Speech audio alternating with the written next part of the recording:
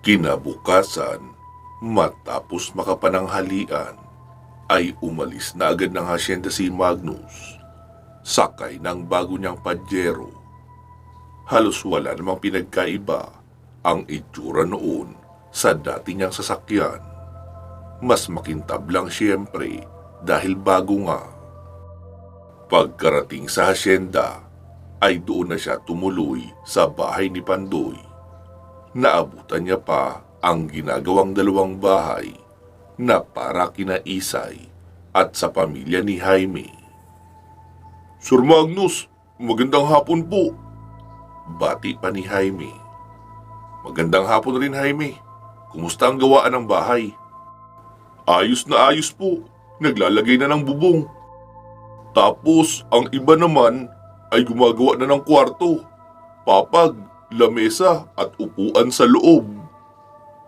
Mabuti pala kung ganon. Maraming salamat talaga, Sir Magnus. Oo na, parang araw-araw ka na nagpapasalamat eh. Opo, Sir Magnus. Wala talagang katapusan ang pagpapasalamat namin sa iyo hanggat nabubuhay kami ng pamilya ko. Ay, sige, ikaw bahala. Si Pandoy ba? Nasaan na? Nasa loob po, naliligo. May lakad raw kayo eh. Oo, kaya nga ako narito eh. Sinusundo ko na siya. Ilang saglit pa ay narinig na ni Magnus na nagsalita si Pandoy sa bintana sa may itaas. Mags, saglit lang ha. Nagbibihis na ako. Okay, sige. Sagot ni Magnus at umupo na lang muna sa upuan sa tabi ng isang puno ng kaimito. Ilang saglit pa ay nakababa na rin si Pandoy at umalis na sila upang magtungo sa bayan ng San Andres. Wow! Ang bango ng sasakyan mo, Mags ah. Amoy mabangong leather talaga. Ano ka ba? Parang wala namang pinagkaiba ito sa dati nating sasakyan. Maliban sa hindi pa ito amoy barako. Dahil hindi pa natin nasasakyan, napawisan at duguan tayo. Tama ka, Mags. Kaya samantalahin na natin ang mabangong amoy. Nakangiting wika pa ni Pandoy. Makalipas ang halos isang oras, ay narating na nila ang San Andres. Ipinarada ni Magnus ang sasakyan sa may tindahan na siyang binilhan ni Tommy ng merienda noong panahong naroon sila. Ate, pwede po ba akong makipark dito sa mismong harapan ng tindahan mo? Magbabayad ako ng parking fee. Basta bantayan nyo na rin na walang gagawa ng kalokohan sa sasakyan ko. Tinignan ng ginang si Magnus mula ulo hanggang paa. Teka, bakit ka nga ba kasi nagdala ng ganyan kagandang sasakyan rito? Pag umulan ng malakas, ay mapupunuin ang tilamsik ng putik. Mukha pa namang bago ang sasakyan mo. Inilabas ni Magnus ang kanyang tsapa at ipinakita sa ginang. Taga-NBI po ako. Narito ako para imbestigahan yung sunod-sunod na pagkamatay ng mga tao rito. May magagawa ba ang mga pulis sa ganoong kaso? Wala bang nagsabi sa iyo na hindi naman tao ang pumapatay, kundi ang presensya ng isang kakaibang itsura ng tikbalang? Opo, alam ko na iyon. Kaya nga iyon ang iimbestigahan ko at susubukan kung may magagawa akong solusyon sa problemang ito. Hala, sige. Kayo bahala. Sige, iwan mo lang dyan yung sasakyan mo. Ako na bahala dyan. Walang gagalaw niyan rito. Maraming salamat po. Sagot ni Magnus at naglakad na sila patungo sa daan papaakyat. Pagkasampa nila sa mataas na bahagi ng lugar, ay doon na nila nakita ang mga kabahayan. Marami iyon, pero hindi naman magkakadikit. Hanggang sa may makasalubong silang isang dalagita. Neng, magtatanong lang sana kami. Alam mo ba kung saan dito ang bahay ni na Gerald? Yung binatilyo na mga nasa 15 hanggang 17 siguro ang edad?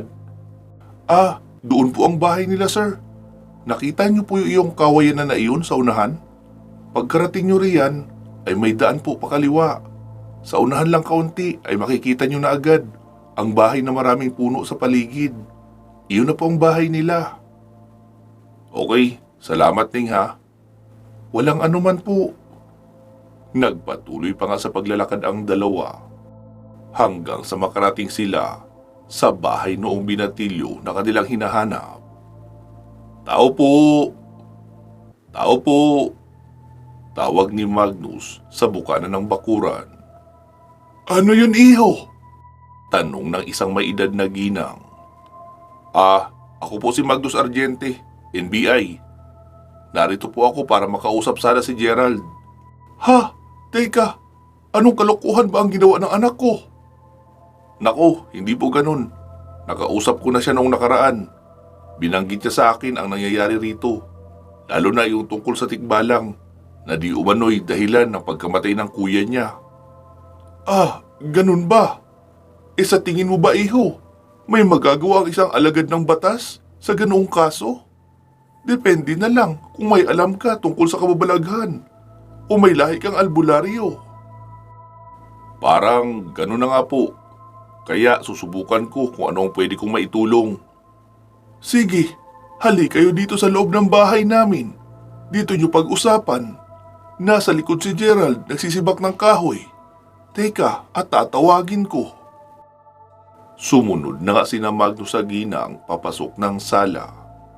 Ilang saglit pa ay pumasok na rin mula sa kusina ang binatilyo. Hala, bumalik talaga kayo kuya? Ay, sir pala. Gerald, pwede ko bang hingiin ang tulong mo?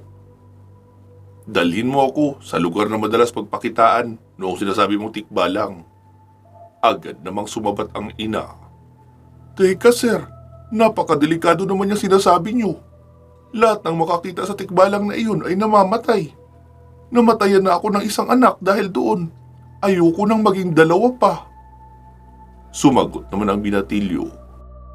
Pero nay, hindi mabibigyan ng hustisya ang pagkamatay ni kuya kung hindi natin sila tutulungan. Pwede ko naman po silang ihatid sa kubo natin sa bukid. Doon na lang nila abangan. Bahala na sila sa gagawin nila roon. Saglit na nag-isip ang ginang. Ano sir, okay na ba sa inyo iyon? May kubo kasi kami sa bukid namin. May dingding naman iyon at may maayos din na pintuan. Kaya pwedeng matulugan ng ligtas. Kung gusto nyo, ay pwede ko kayong ipahatid doon dito kay Gerald. Pero huwag nyo nang isama na mag-abang roon ang anak ko ha. Okay po, pwede na yun. Sige, kukuha lang kami ng gamit namin sa sasakyan sa ibaba. Tapos babalik po kami rito. Wika pa ni Magnus at naglakad na sila ni Pandoy papababa. Habang naglalakad ay nagtanong si Pandoy. Anong plano mo, Mags? Di, camping style. Abangan natin. Pwede ka na rin palang mag-stay roon na kasama ko dahil may kubo naman na matutuluyan. Di, doon ka na magtago kapag nagmamasid ako. May iba kasi akong hinala rito. Hindi iyon kumikilos nang walang nag-uutos sa kanya na manguha ng buhay. Kaya aabangan natin ang tikbalang na iyon at susundan. Paano ikaw, Mags? Baka ikaw naman ang mapahamak. May tiwala naman ako sa pangontrang iniwan sa akin ni Maris. Siguradong mapoprotektahan ako nito. Okay, sige, sabi mo eh. Siguraduhin mo lang na sana umabot pa tayo ng New Year na buhay. Ilang araw na lang yun eh. Ano ka ba? Huwag kang matakot. Wala naman akong balak makipagbakbakan sa ganoong nilalang. Lalo ngayon na wala pa akong kapangyarihan. Okay, sinasabi ko lang para malinaw. Sagot naman ni Pandoy. Pagkarating sa sasakyan ay binitbit na nila lahat ng maisip ni Magnus na maaaring magamit sa nilalang na iyon. Noong makuha na ang mga gamit ay bumalik na sila sa bahay nila Gerald.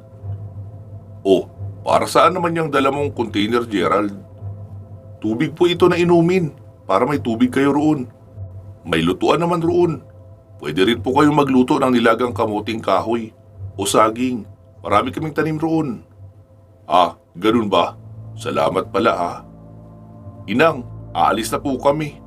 Ano nga pala ang pangalan nyo? Rosita. Pero Pwede mo akong tawaging Aling Rosing. Iyon naman ang tawag ng karamihan sa akin dito. Okay po, Aling Rosing, aalis na po kami. Oo, sige, mag-iingat kayo. Gerald, ihatid mo lang sila roon ha, at umuwi ka kaagad. Opo, Nay.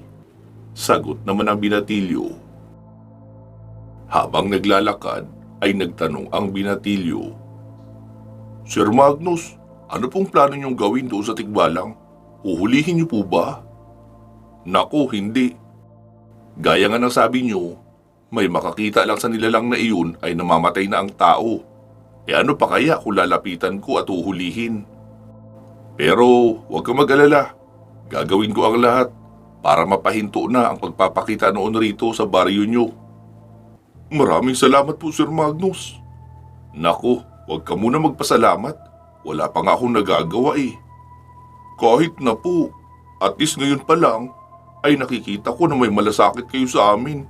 Kaysa naman sa mga pulis na pinagsumbungan namin, na hindi ka sila naniniwala eh.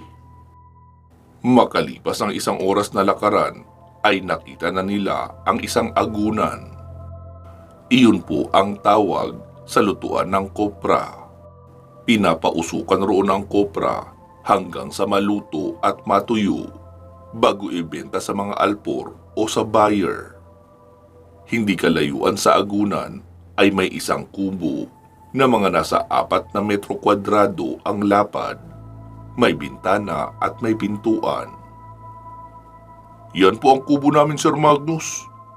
Wika pa ng binatilyo si Gerald. Pagkabukas noon ay inilapag ng binatilyo ang dalang container sa banggirahan. Ayan po ang mga kaldero at pinggan kung gusto niyong magluto at kumain. Ayun lang po ang taniman namin ng kamuting kahoy oh. Ayun naman po ang sagingan. Pwede raw kayo manguha, sabi ni nanay. Sige po, Sir Magnus, uuwi na ako. Kayo na po ang bahala rito. Gaano po ba kayo katagal na mananatili rito? Siguro 2 hanggang 3 araw. Kapag sumapit ang 3 araw at wala pa rin kaming makita, ay bababa na muna kami. Tapos babalik na lang uli after ng bagong taon. Okay, sige po, aalis na ako, Sir Magnus. Sige, mag-ingat ka rin. Sagot naman ni Magnus. Sabi naman ni Pandoy, kahit pa paano, Mags, ay ayos na ang camping na ito. Safe tayo rito kahit pa umulan dahil nasa loob tayo ng isang kubo. May makakain at may tubig rin. Oo, tama ka, Pandoy. Tara, set up muna tayo. Tapos, manguha ka ng kamuting kahoy. Maglaga tayo. Yun ang ipapartner natin sa dala kong humba. Ha? Nagdala ka ng ulam? Abay, oo naman. May bigas naman tayo, di ba? Kaya pwede tayo magsaing. Pero bukas ng tanghali na tayo magkanin. Ayos na muna itong kamuting kahoy para sa hapunan ngayon at sa almusal bukas. Okay, sige, Mags. Okay sa akin iyon. Namiss ko na rin ang nilagang kamuting kahoy. Wika pa ni Pandoy at lumabas na para bumunot ng kamuting kahoy sa unahan. Kinagabihan, tahimik lang ang dalawa habang nakahiga sa sahig na kawayan noong bahay at nakikinig sila ng drama sa isang maliit na radio transistor na dala ni Magnus. Nang makarinig sila ng yabag ng kabayo na nasundan ng isang paghalinghing. Pandoy, patayin mo na yung radyo. Mukhang andyan na yung hinihintay natin. Kahit anong mangyari ha, ay huwag kang sisilip sa labas. Wika pa ni Magnus, sabay kuha sa isang short-range sniper rifle. Teka, Mags, sa tingin mo, tatalab yan sa tikbalang na nag-aapoy? Oo, kasi hindi naman simpleng bala ang laman nito. Holy oil ang inilagay ko rito. May holy oil din ang dulo ng baril. Kaya malalaman natin kung gaano katibay ang nilalang na ito. E paano kung hindi mapuruhan, Mags? Anong gagawin mo? Lalabanan mo? Basta, malalaman mo ang sagot sa mga tanong mo mamaya. Pero sa ngayon ay huwag ka munang mag-iingay at huwag ka rin sisilip sa labas. Malinaw ba? Oo naman. Anong tingin mo sa akin? Excited pumanaw? Para sumilip talaga sa labas? Sinasabi ko lang, baka kasi makalimot ka. Sagot naman ni Magnus at lumabas na siya. Dala ang isang flashlight at baril. Naglakad siya patungo sa unahan. Mabuti at may sapat naman na liwanag na ibinibigay ang buwan, kaya hindi niya na nagamit ang flashlight. Hanggang sa makarating siya sa malapit sa daan, doon niya nakita ang isang malaking tikbalang na nakatayo lang sa unahan. Hindi iyon gumagalaw, pero diretsyong nakatingin sa kanya. Nararamdaman na rin ni Magnus ang kakaibang aura noon. Aura iyon ng isang burhamin. Isa lang ang ibig sabihin noon, nagmula sa Astra ang nilalang na iyon. Lintik ang tikbalang ka, taga-Astra ka pala. Bakit ka dito namamasyal? Bulong pa ni Magnus habang unti-unting sinisilip ang scope ng dala niyang baril. Kahit naglalabas ng mainit na aura ang nilalang na iyon, ay hindi naman sobrang lakas, kaya matitiis ng pangkaraniwang tao.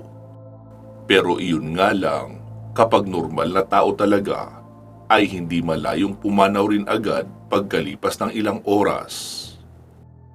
Okay, ganyan nga, steady ka lang. Wika pa ni Magnus at nakatutok na ang sight ng baril sa kaliwang dibdib ng nilalang. Noong sigurado na siya sa desisyon, ay kinalabit niya na ang gatilyo. Isang putok ang umalingaw-ngaw sa katahimikan ng gabi. Kita ni Magnus na bumaon ang bala sa dibdib. Dahil makikita ang kulay nagliliwanag na blue kapag tumatama na iyon sa ibang bagay. Nilagyan niya rin kasi ng blue sodium solution ang bandang hulihan noong bala, kaya kita sa scope ang glowing color noon. Napatumba ang nilalang dahil sa pagkagulat sa tama ng bala, pero mabilis tumayo at tumingin kay Magnus ng masama. Tila mas lalo pang nagliyab ang apoy sa ulo noon, kasabay ng isang malakas na angil na halatang hindi angil ng isang kabayo. Tila isang malakas na growl iyon ng oso. Kasabay ng pag-growl noon ay ang pagpapalabas ng napakalakas na aura ng isang burhamin. Dahil doon ay napatumba si Magnus at nahirapang huminga. Nagsimula na rin dumugo ang kanyang ilong. Pinilit niyang tumingin uli sa direksyon ng tikbalang pero wala na iyon roon. Nahilo siya at tila may isang malakas na taginting ang naririnig niya sa kanyang tenga. Alam niyang malapit na siyang mawala ng malay, kaya pinilit niyang maglakad papabalik sa kubo. Noong malapit na siya, ay saka siya tumawag ng malakas. "Pandoy! Tulong!" Wika niya. Mabilis namang lumabas si Pandoy at nakitang nakaluhod na si Magnus sa lupa. "Ano nangyari sa'yo, Mags?" "Sa loob na natin pag-usapan, tol. Ipasok mo na muna ako roon." Agad siyang inalalayan ni Pandoy sa gilid ng bewang at pagkalapag lang sa kanya sa papag na kawayan ay agad na siyang nawala ng malay. Makalipas ang kalating oras ay saka pa siya nagising. Nakita niya sa tabi ang tawil na may dugo. "Saan galing ang dugo na yan?" tanong ni Magnus. "Di sa ilong at mata mo. Grabe ang angil ng nilalang na iyon, Mags. Kahit dito ay tila nabingi ako." "Oo, malakas nga. Alam ko na kung anong nilalang siya. Tikbala nga siya, pero nilalang naman siya ng Astra. Kaya magkapareho sila ng aura ng mga burhamin." Anong gagawin natin, Mags? Hindi natin kaya makipaglaban sa isang burhamin. O kahit nilalang ng Astra nang ganito lang tayo na walang kapangyarihan." "Oo, Pandoy, tama ka. Pero may paraan tayo dyan. Hindi natin sila kailangan patayin para mapahinto sa pagsalakay sa mga taga rito. Kaya sila narito dahil may portal silang dinadaanan papunta rito. Isasara natin iyon para wala nang nilalang ng Astra ang makatawid rito. Abo, asin at granada lang ang katapat noon. Kaya simulan mo nang maglagay ng abo sa isang sako. Kahit isang tabo lang ng abo, marami naman dyan sa lutuan. May dala rin akong asin, nariyan sa sako bag na dala ko. Teka lang Mags, paano natin malalaman kung nasaan ang portal na iyon? Malamang umalis na ang tikbalang at hindi na natin masusundan. Naisip ko na yan, Pandoy. Itong salamin na suot ko ay may blue light detector. Makikita niya ang kahit maliit na patak mula sa kahit anong likido na nahaluan ng holy fire o blue sodium solution. Tinamaan ko sa dibdib ang tikbalang at siguradong dumudugo iyon ngayon. Kaya masusundan natin ang direksyong pinuntahan niya. Kahit pa sabihin kanina pa siya umalis. Nice! Ang talino mo talaga, Mags. Ano ka ba? Hindi naman ako matalino. Mapagmasid lang ako sa mga nakikita ko sa paligid.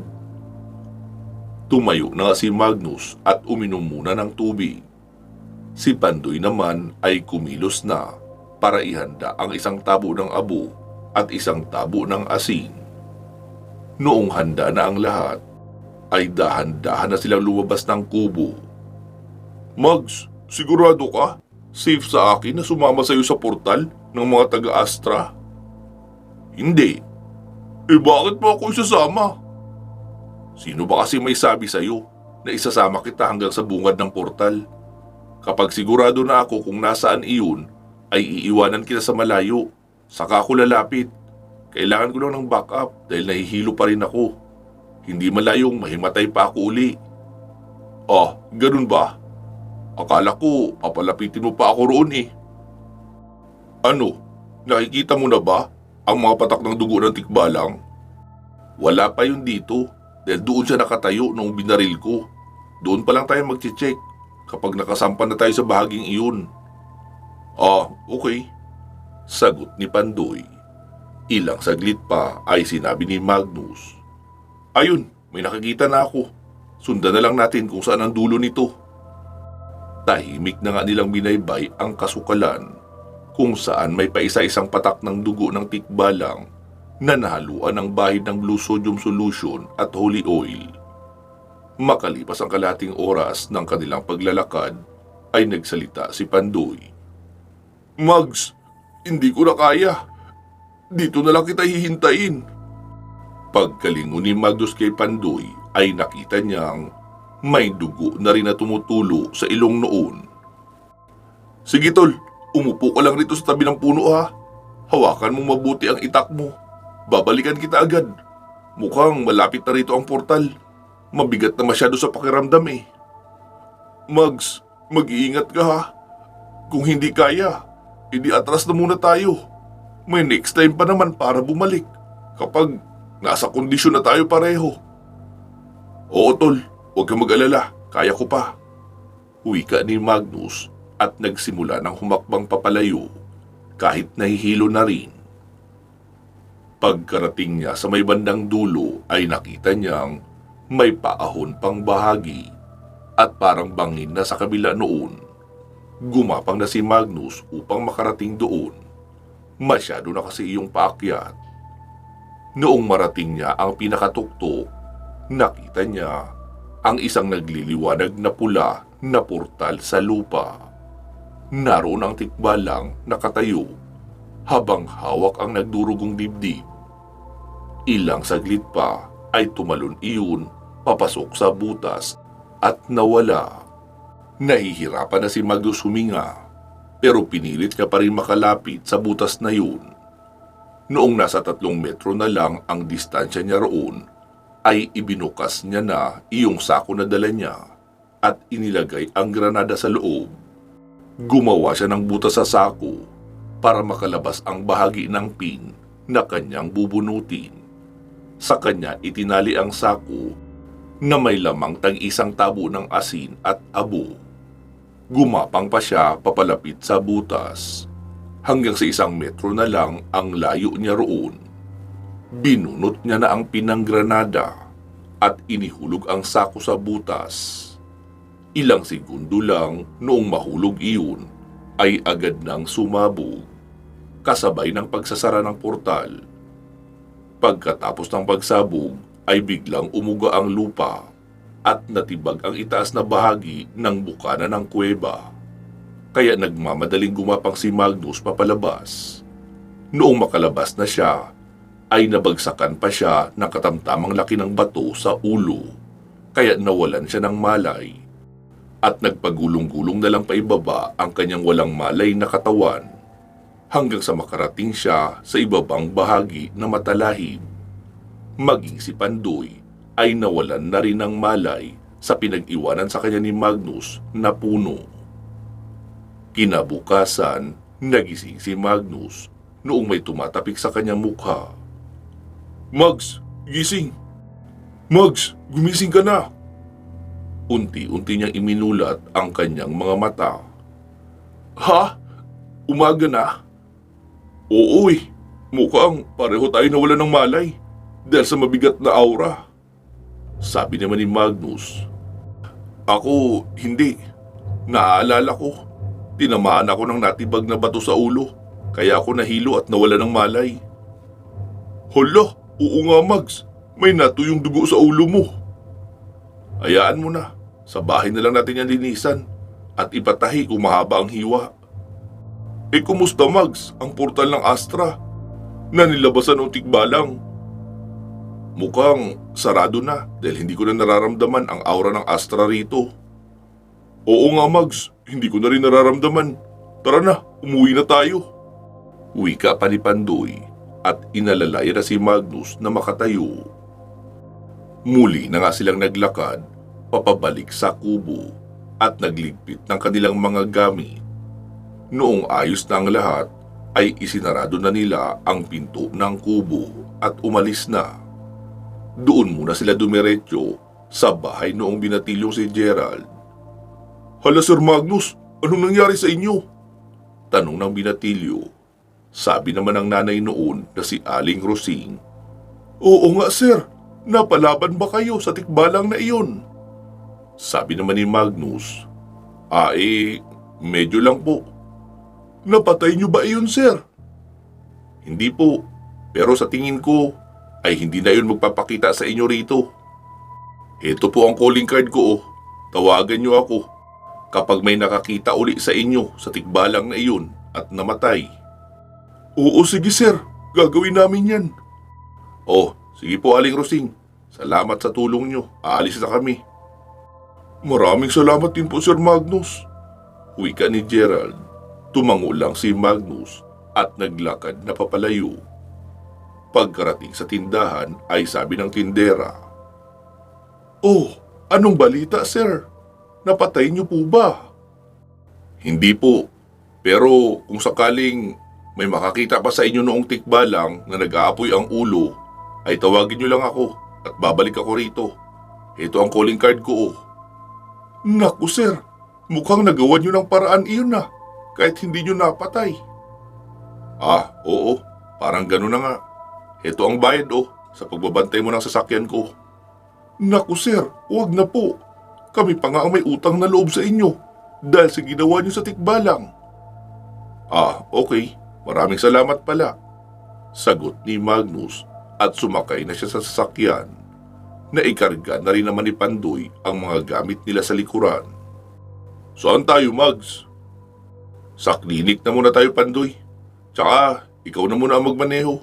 Medyo nahihilo pa ako Malaki yata talaga ang sugat ko sa ulo." "Okay sige Mags, ako na bahala." Wika pa ni Pandoy at lumipat na agad sa driver's seat. Bumiyahe na nga sila papabalik sa kanilang lugar sa Bien Unido, pero dumaan muna ng klinik para matahi at matignan ang sugat ni Magnus sa ulo.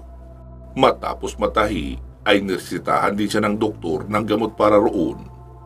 Sabi ni Pandoy, "Saan na tayo nito Mags? Sa asyenda na ba?" "Hindi muna. Diretso muna tayo sa resort kung saan kami ikinasal ni Althea. Gusto kong humigop ng mainit na sabaw ng tuna. Tsaka hipon na niluto sa oyster sauce na medyo maanghang. Masarap sila magluto ng ganon doon sa resort." "Naku Mags, tamang-tama ang timing mo. Sobrang gutom na talaga ako Ni hindi man lang tayo nagkape pagkagising." "Hayaan mo na. Mamaya ka na magkape pagkarating natin sa asyenda. Kumain na muna tayo ng masarap Pagkarating sa resort, ay agad nag-order ng pagkain si Magnus. At ilang sandali lang ay nasa harapan na nila ang umuusok na sinabawang tuna at spicy hipon na niluto sa oyster sauce na maraming sili na bell. Kaya humahalimuyak ang amoy na mabango at nakakatakam. So, ito ang kapalit ng buwis buhay na misyon natin, Mags? Ay, most likely, reward ito sa ating matagumpay na misyon. Sabagay, pwede na. Huwika pa ni Pandoy at nagsimula ng sumandok ng maraming kanin. Habang kumakain sila, ay nakabukas ang TV. Hindi kalayuan sa lamesang kanilang inuupuan nang biglang magkaroon ng flash report. Ayon sa nagbabalita, 1 linggo na ang nakalilipas noong magsimulang mawala ng paisa-isa ang mga miyembro ng varsity ng basketball. Hindi pa masabi ng mga otoridad o kahit ng mga pamilya na isa iyong kidnap for ransom dahil wala pang tumatawag para humingi ng ransom money. Patuloy pa rin sa pag-iimbestiga at paghahanap ng lead ang mga otoridad. Sabi naman ni Pandoy, "Naku Mags, mukhang kaso na naman ito para sa atin. Isa na namang cause of delay sa pag-akyat natin sa Ibisan." Oo nga nararamdaman kong may kababalagan sa kwentong yan dahil walang ransom na hinihingi. Sige na, saka na natin isipin yan. Kumain na muna tayo ng mabuti. Miss, paki-off muna ng TV. Naaagaw ang atensyon namin Hindi tuloy namin malaman kung masarap ba ang pagkain na inihain nyo o hindi. Agad namang lumapit ang manager. Ay, pasensya na po sir. Ayan po, i-turn off na natin ito. Salamat. Sagot pa ni Magnus at nag-focus na sa pagkain. Matapos kumain ay inihatid na muna ni Magnus si Pandoy sa hasyenda bago siya umuwi ng mansyon. Paano Mags? Anong next schedule natin? Baka sa makalawa o after bagong taon na siguro tayo mag-imbestiga doon sa San Fabian tungkol sa mga nawawalang varsity player. Ang sabi kasi ng doktor doon sa clinic na kailangan ko rin ipahinga ng matagal ang sugat ko sa ulo. Medyo malalim daw kasi at madaling magdurugo kapag nagkikilos ako o magbuhat ng mabigat. Mabuti sana kung masisiguro natin na walang labanan sa misyon na iyon. Kaya siguraduhin ko muna na tuyo na ang sugat ko sa ulo bago tayo magtungo roon. Okay, copy that Mags. Wika pa ni Pandoy bago bumaba ng sasakyan. Agad na ring umuwi si Magnus sa mansyon nila para makapagpahinga na rin siya ng mabuti. Pansamantala po muna natin puputulin dito itong ating kwento. Magsama-sama tayong muli sa part 165. Mag-iingat po kayo palagi at hanggang sa muli.